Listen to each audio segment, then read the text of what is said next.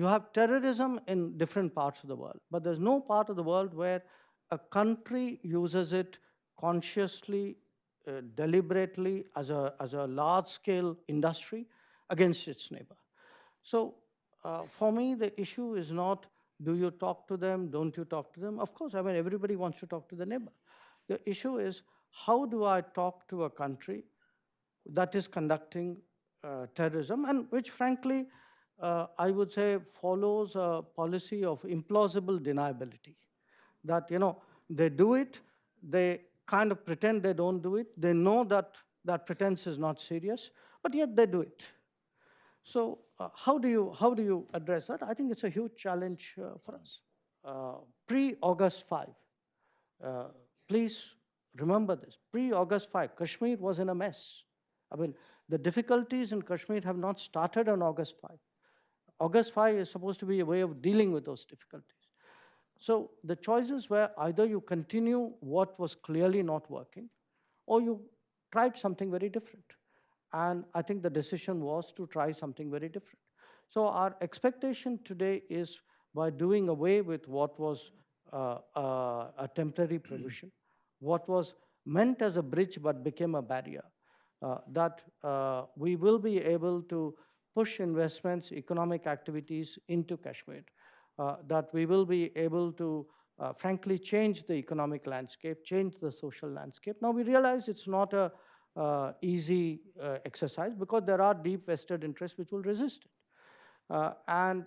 So when you do this transition, our first concern was that there would be violence, that there would be demonstrations, terrorists would use those demonstrations. And we had the experience of 2016, when there was a self-advertised terrorist cult figure who was killed, a gentleman called Burhan Wani. And after that, there was a spike in violence, and about 50 plus people lost their lives. So the intention was manage this transition situation without loss of life. What the restrictions which came about gathering of people, about communication, these were intended to prevent that. Now, as the situation stabilizes, I think a lot of those restrictions would be rolled back. Already landlines are reconnected. My understanding is that the mobile towers have started to be switched on. That the schools are open, the economic activity has picked up.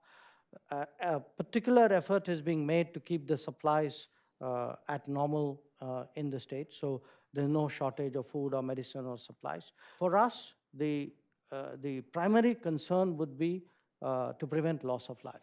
Between the United States and India, look, I've seen the enormous change, and I remain optimistic that there can be, that this is really the beginning and there's much more we can do. And I don't say that as a sort of a feel-good statement. I really think that there are structural convergences between us. When I look at what would be the probable state of the world economy, the fact that we are moving to much more knowledge-based technologies and knowledge-based economy, for me, the relevance of each country to the other would grow. When I look at many of the big challenges, the challenges are similar, challenges of terrorism, maritime security, of truly global common connectivity. When I, see also the human element, our ability to talk to each other. I mean, I'm having this conversation with you. I'm not sure in how many capitals a similar conversation could be taking place.